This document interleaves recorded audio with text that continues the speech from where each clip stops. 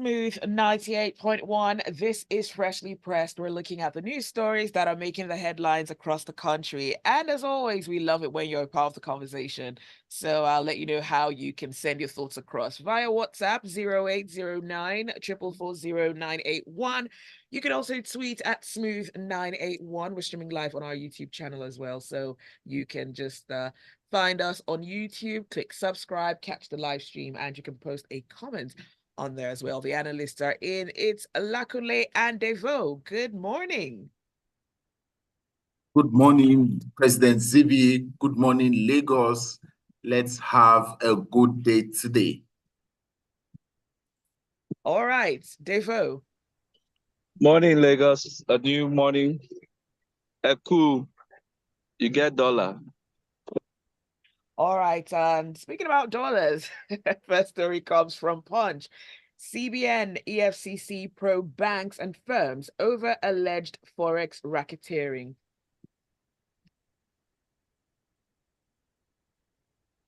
Devoe? Yes.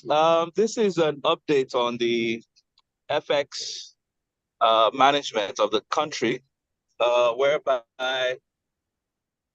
the CBN has been carrying out many, what I call it, monetary policy adjustments to be able to tame the rising inflation. As you know, currency within the past, what I call it, 9-10 months has been galloping from an entry point of $1 to about 750 Naira. It went as high as $1 to 900 Naira. But as of yesterday, or what I call it this week, CBN shared about $10,000 to BDCs, which they're supposed to sell at an average of about 1,300. Now, that's some considerable move downwards to kind of stabilize the Naira, only that it would require defending. However, the CBN is also looking at other policies that would check inflation as well as speculation. Speculation is also a big factor as to why Naira has been dancing up and down, and that has to do with money supply. And one of the biggest contributors to money supply is the fact that with the removal of subsidy, as they say, the federal government is sharing a whole lot more to states. So these factors have been used also to check the inflation. Also, you know, Nigeria has been managing its debt for some time now. And in regards to our foreign exchange debts, there was about 7 billion outstanding, which the CBN gratefully last week announced that it had cleared its obligations through a lot of moves, a lot of assurances, which would give the international public, especially now that we're looking for foreign investment, that's security for them to trust the fact that if they bring the money into the country, they will get it back. But it's just an update. What we expect is for the CBN to maintain their stance. I think yesterday they raised the NPR again. All these are moves just to check inflation. What we really want to hear and what we're hoping is to have some aggressive activity on the fiscal side, which is where the Minister of Finance, the coordinating Minister of the Economy, plays his role. The roadmap to how Nigeria is going to stabilize, the roadmap as to how Nigeria is going to make more money. And a lot of it, because the monetary policy only supports the fiscal policy. The real bar to be moved here is the fiscal policy. Plugging of some of the leakages that we have in the system, the debt management, the policies on loaning from federal government institutions, state government institutions, the crude oil theft, how we are managing our various subsidies, the FX subsidy, the electricity subsidy, the petroleum subsidy, all these levers, the non-oil exports aspect of our country is where the future lies. That's where the capacity for lifting our economy out of its very pressured state is. And I'm hoping that the finance minister, Edu, begins to engage people much more so that we can begin to confirm whether there's light at the end of the tunnel with the Renewed Hope agenda. Thank you. All right, thank you for that, Devoe. Don't forget, you can let us know what your thoughts are. The WhatsApp number is 0809 440 981. And we're moving on to the next headline coming from Vanguard. Crowdfunding betting platforms used to fund terrorism. This is according to the Nigeria Financial Unit. And a few stories down, there's also a story coming from the Daily Trust about why kidnappers no longer target schools in Borno State. Lakunle? Good morning again, President Zibby. Looking through the story, it's nice that you've prompted that we take the two stories together. I do not think, in my opinion, that this report by the Nigerian Financial Intelligence Unit is a new thing, right? We've always known that illicit money find their way into clean side of the divide through these methods, purchasing of luxury goods in cash, betting, and so on and so forth, and things like that, paying monies into high security risk area. Yes, those are the things that they do with it. Now, where I'm concerned is that the report was specific. It said a network of affiliates of the indigenous people of Biafra across 22 countries.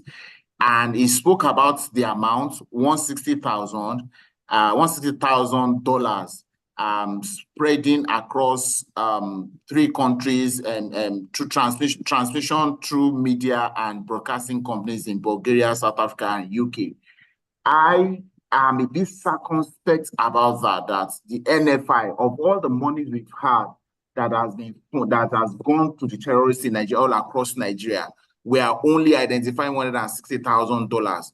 What of the ones that even governments have admitted that they paid? What of the ones that individuals agreed they paid to free their loved ones? Where did all those money go? We know that some of them went out and they paid in cash, yes, but we need to be doing more than this. Now, Nigeria is a signatory, Nigeria is a member of the Interpol. Now, we know that monies are being moved in Bulgaria, South Africa, and UK. Did the report speak about the efforts or what has been done with Interpol in those 3 countries to get the persons involved with this 160,000?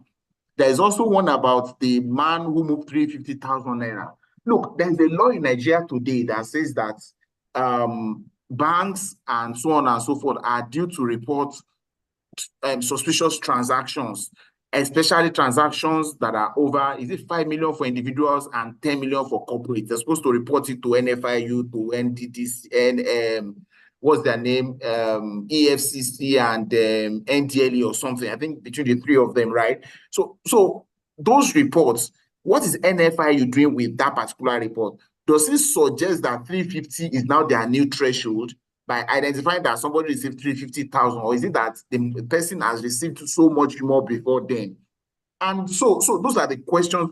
It will be interesting to see this report. These persons, if they know them, they should be arrested if they are in Nigeria, or they should use their Interpol Connect to get these people from wherever they are. We need to start making arrests. We need to start making examples of these people so that even their sympathizers, their funders, their protagonists, everybody around this industry of terrorism and kidnapping, we need to start arresting them. Now, quickly to the one about the schools. It's a bit interesting that the governor said that one of the reasons why it has reduced is that the schools are well fenced. I mean, if the schools are well fenced, does it really prevent the kidnappers from accessing the school? Is it a matter of the fence? Is it a matter of the fencing that has made the schools susceptible to kidnapping in the years past? It says they've used the police, they've used the military, the GTF, hunters, and JTF. Yeah, I know the governor in Borno has done a lot of work. We see a lot of stuff about him in the news every day, how we traverse the length and breadth of the state trying to give people confidence. how two or one of the major towns, Damboa and what's the name of the other town, where he encouraged people to return after the two towns were sacked by terrorists in times past.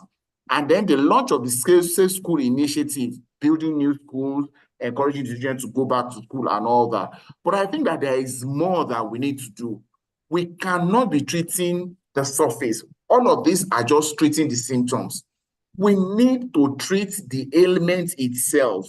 And what is that ailment? Joblessness. People are not gainfully employed. People are not going to school. There are a lot of idle hands that these people continue to recruit to do the harm that they are causing the country. That is where we need to start from. If the economy is good and people are gainfully employed, I can bet nobody will want to be a terrorist or sponsor terror, or nobody will want to be an instrument of terrorism. If they are in school and they know that when they leave school, there's a job or something waiting for them, they will not want to abandon that. So I think the school thing is a good start. Then we need to improve on it in terms of job provision, empowerment of those who are not of school age, who do not want to go to school. Let them find some economic activity to do. Enough of giving handouts. It's also time to return people to their homes. What do we call it? What we now fashionably call IDPs. It is not an ideal that you call citizens of a country displaced people in their own country. If they were coming from outside, it is okay, it is understandable. We have in Nigeria, we have people who have been staying in camps for upwards of 10 years. Those are the things that we need to deal with so that these things can be nipped in the bud. We need the community, the traditional leaders, the religious leaders. Those are people we need to speak with, to encourage them, to make them see how things can be done better. It's not just a military solution. Okay, good. But we have seen that we have done it for 15 years or thereabout now, 15 going to 20 years. It has done some work, but the ultimate work will be that point when we're able to find solutions that people are not easily enticed to pick up arms against the state. All right, thank you, Lakunle, for that. You're still listening to Freshly Pressed on Smooth 98.1. Do stay with us. The conversation continues shortly. Hello, you. Hi, Devoe. Good morning. We're still on end. Yeah. Like we're just taking a quick break. Okay. Yeah, and then we'll be back on. You've taken the break already. You can use the iPad. I'll use my phone. Gracias. Devoe, how now? What happened to you? You cut your hair. Me? Mm. I was beside a helicopter and the blade accidentally, when I was trying to board. Oh, wow. Aren't you lucky? That's all it took. Yeah. I was going to say that it would have been interesting to see if it took more than that. I'm supposed to be using a mic, right? Yes. All right, we're going on. This is Johnny Drill, and you're listening to Smooth Show. How do you remove the keypad? I'm sorry? How do you remove the Just keypad? tap or... Okay. Yeah. You're listening to Freshly Pressed on Smooth 98.1. We have the analysts in Lakunle, Devoe, and of course, it's Zibby here. We're looking at the news stories making the headlines. Let us know your thoughts. WhatsApp 0809 444 981. You can tweet at Smooth981. We're streaming live on our YouTube channel, and it's Smooth981. We're going on to the next headline. This one comes from Punch. CSO asks Akwa Ibom to approve water sanitation policies. Devoe? Yes, a few multinational partnership stories in the pipeline. And in this instance, we're dealing with the United States Agency for International Development, which sponsored a few CSOs under the African Human Development Center.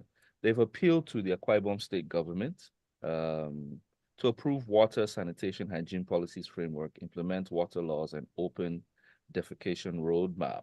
And basically, what they're saying is that this framework, which is a drawdown from the bill that Buhari signed in his days, that Nigeria will be open defecation free by 2025. So we have like 2 more years to attain that, and that would improve the quality of life, also a healthier environment for Akwa Ibom citizens. So they're urging the governor, Umar Inor, not only just to receive the advocacy, but to pass it into law. Now, Akwa Ibom already has a law referred to as WASH, that's Water and Sanitation Hygiene, which includes some of these areas. And one would really wonder, especially when it comes to open defecation, and that is, for those who don't understand, it is when you have the call of nature, when you are pressed and you need to really, you don't have anywhere to go to. So you look at the street, which is open, and then you release either liquid or the other side. I sometimes people hide and do it, and these days we see a lot of people do it in the open. I mean, and it's not an issue for just rural areas. Practically here in Lagos, in many, even in the urban regions, mainland and island, you see people defecating openly on the streets. Now, the question is it because they have no manners or no decency, or is it a question of not having sufficient public bathrooms? Or toilets where people could use. And that's even in the urban side, in the village side. Is it that the pit latrine is full or that there's no more space in the bush? So whilst there's a policy side to it, there's also an advocacy side that's meant to change our culture. And Akwa Ibom, usually, if for those who know, Akwa Ibom used to be one of the clean areas in this country. So a lot has happened for it to get to this point that they're having to pass some of these bills. Back in the day, when Buhari was wearing khaki, he had a initiative called was it not Kai? War against indiscipline. Yes, War Against Indiscipline, and that what it did was basically Nigerian citizens took up the mantle of citizens governance and literally arrested anybody who was indisciplined in that fashion and manner. And if you were alive in that season, you would have known that all our streets were very clean. And I think we need to imbibe some of those values back again because each one teach one. We need to point out to ourselves. I mean, so many times I'm driving on the road and one brown Nigerian who feels that he is pressed just zips down and brings out the hook, you know, and there's no shame. There's not even any. Sometimes I'm wondering, come on now. But the truth is, a lot has happened for us to get to that point. So I'm not blaming our individuals. Sometimes discipline needs to be taught, and sometimes discipline will only come when people are disciplined. So that also means with the legislation that there are laws and consequences when you openly defecate around areas. Even if you get to many of our rivers and our lagoons, you would see people just waking up in the morning and just going straight to the ocean and letting it loose. We need to curb some of these things to ensure that we have clean and hygienic water, and also we are disciplined in our culture. All right, thank you for that, Devoe. Let's look at some of the messages coming through. AB Ambo says, all this beating about the bush by the CBN without making the economy a productive one will not strengthen the naira against the dollar. If anything comes out of it, it's going to be short-lived. We have quite enough to do weeding our own garden. The naira is malnourished. We must feed it with a productive economy. And another message coming from Joseph Menyi. Joseph says, why is this country filled with propaganda? It's alleged that IPOB is sponsoring terrorism in the country. It's laughable. What about the kidnappers, terrorists, and bandits in the northern part of the country? Are they also behind the escape of the Binance guy from custody, as well as bank MDs not being accountable for the dollars allocated to them daily, causing round tripping against the naira? All this must stop, and there must be punishments for wrong actions. All right, thank you for your message, Joseph Menyi. The WhatsApp number is 0809 440 981. We're moving on to the headline coming from Daily Trust. Reps probe vandalization of railway tracks. Lakunle? I think that I'm saying this with a little bit of humility and a little bit of regret that it has to be said. I think that the members of the House of Representatives don't have enough work on their hand. That's why they are doing this. Thefts of government property is simply criminal. It's the job of the police and the security forces to do. What are they probing? Sometime, I think like 2-3 months ago, we woke up to the report that somebody went to the rail station in Maiduguri and attempted to move coaches out of there. Were the people arrested? If they were arrested, what has happened to them to date since that day that the news hits the headlines? We hear people are arrested all over the places where people some time ago, even the new rail line that was between Lagos and Ibadan, they arrested some people, removing some of the tracks. We hear the one from Warri to Ajaokuta, the same thing. The old lines that are all over the country, we hear people go there and remove them.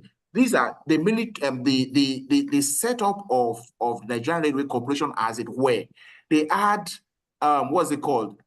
Police stations at intervals to just as they have in the airports. They have a commissioner of police in the Nigerian Railway Corporation. What is the police? Anyway, the police is not even doesn't even have enough men to handle the rest of the country, not talk of focusing on Nigerian railways. But what is the essence of the probe? What is supposed to achieve? It's a criminal offense. Catch the people who are doing it. Put up a Nigerian Railway Corporation should put up a system to monitor their tracks, their assets, buildings, tracks, coaches, everything to monitor it.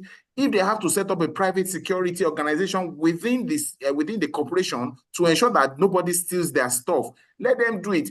Why is it going to the National Assembly for a probe? So when they sit down and probe, what are they asking? What question are they asking? Who are they going to ask questions? They're going to ask the Managing Director of Nigerian Railway Corporation. What questions are they going to ask him about it?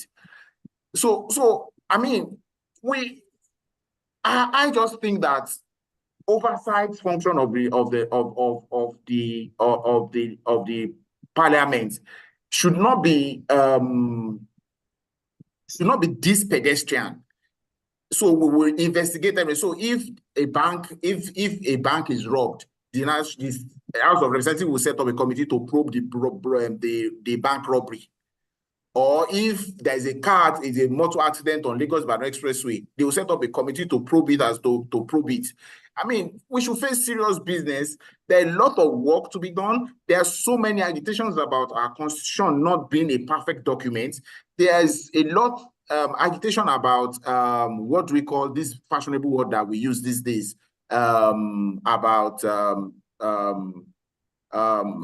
it escapes my mind, about how the country is set up. So there are so many things. Nigeria, how I'm trying to, what's the name of that big word that we use? It escapes my mind because I'm a bit upset about this story somehow. So there's so much to be done. We're talking about the economy not being good. We're talking about hunger. We're talking about inflation. Those are bigger things to worry about. Leave theft of Nigerian Railway Corporation assets to Nigerian Railway Corporation to report to police, for police to find them. If it's bigger than what the police can do, let them find help with DSS. If it's bigger, let them find help with NSCDC. There's so many security, whatever, that can help Nigerian Railway Corporation to solve that problem and not spend valuable time in National Assembly discussing or probing how equipment are being stolen. All right, thanks for that, Lakunle. Let's see what messages are coming through. Idima Puza says, it seems that our hardship, which we thought would reduce, is probably just warming up because of the CBN increasing bank rates to tackle inflation. This is because it will affect small-scale industries' financial power, which would eventually lead to increase in prices of products and possible job losses of staff. Let's go on. JP says, Lakunle is spot on. The legislative arm seems not to know what their job is. The police should do hers.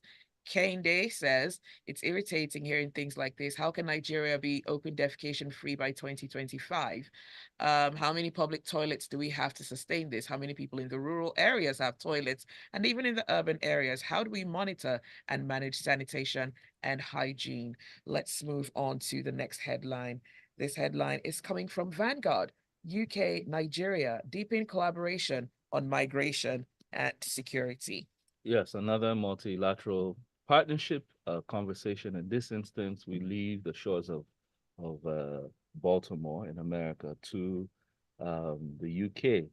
Recently, a delegation from Nigeria met in London with the UK Home Office, and they were deliberating over issues regarding migration, issues on the bilateral relationship, and security. And generally, the Home Office was expressing appreciation for the Nigeria initiatives on tackling youth criminality, intercepting those who traffic in human and commodity rings, and also those who have been tackled for online fraud. And they basically said that this partnership, which they've had, was yielding fruits. They've also said they will step up data sharing and trying to see what they could do to improve legal migration. And I think generally, when you look at this story, the UK has been a partner with Nigeria for many, many years, beyond having their presence here in the country pre-1960. Nigerians themselves have found many ways of getting to the UK. As they say, if someone is missing in Lagos, maybe you need to check London for them. They just might see them walking along Germain streets. But the thing is, I think the partnership between the UK and Nigeria should be balanced. Balanced in the sense that for all of the resources that we provide the UK at a very affordable rate, I think the UK can do much more for our country. And I mean this because Nigeria, like most African and East Asian countries, represents cheap labor.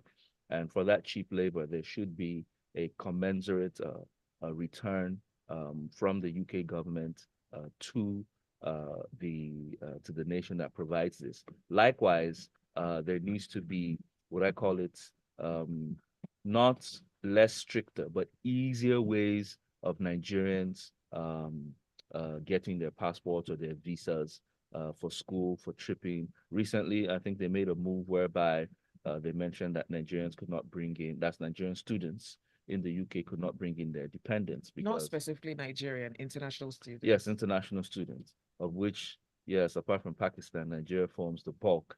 But I'm hoping that we can always find ways of aligning on mutually benefiting policies so that on both sides, you and I can go to the UK and they can come here because that's another side that most people don't know. The last time I took up the British High Commission on this, about how difficult it was for Nigerians to get to the UK. They pointed out how difficult it was for UK citizens to also come to Nigeria. It's a shock that most people don't know. Yes, it is a big shock. Take reference from what Nigerians suffer when they're trying to get their passport renewals. It's the same thing with the same consular services that other foreigners have when they're trying to get into this country. So as they say, diplomacy is about reciprocity. You do me, I do you. You help me, I help you. I don't know if that's 100% accurate because I've been with a British friend. We both went to help her apply for a visa, and she got a visa in 4 to 5 days. And we literally spent about maybe 45 minutes there. So I don't know. And it was a visiting visa. Yes. So maybe for other categories, it might be more complicated, but for the visiting visa to Nigeria, can't be that difficult. Quickly. Yeah, Zibby, sure. Quickly. Public service announcements based on these two stories.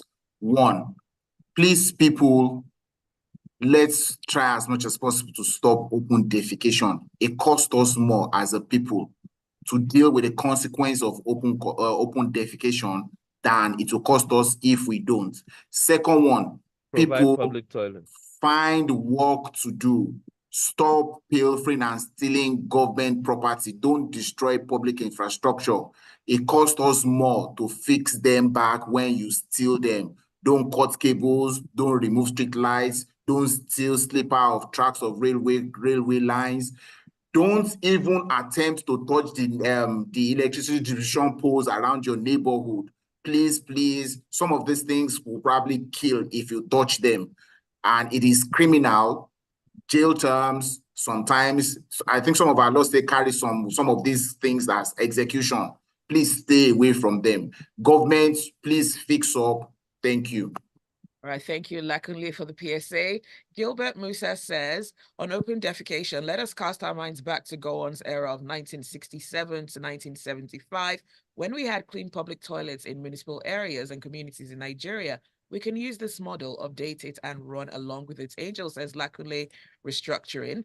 Babatunde Alao Thank says, you, restructuring.